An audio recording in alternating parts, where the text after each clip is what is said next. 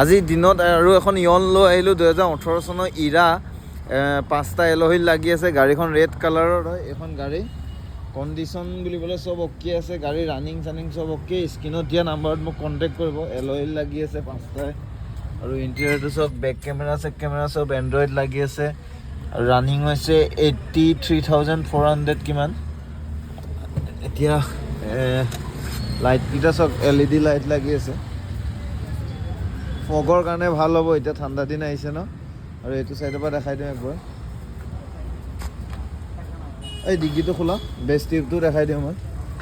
interior back চাইডৰ চব seat cover ধুনীয়া এইটো লাইট লাগি আছে 2 লাখ টকা দাম ৰাখিছোঁ 2 লাখ টকাটো কিবা এটা কম বেছ কৰি দিম যদি লাগে মোক কণ্টেক্ট কৰিব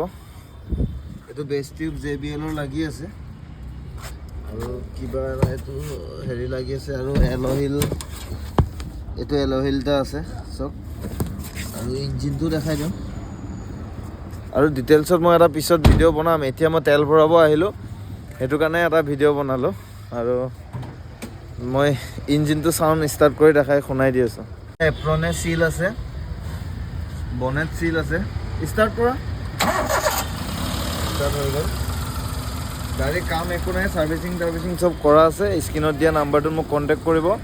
আৰু XUV 500 কিবা কিবি এইবিলাক আছে মই পিছত ডিটেইলছত এটা ভিডিঅ' বনাম এতিয়া মই ওলাওঁ মোৰ দেৰি হৈছে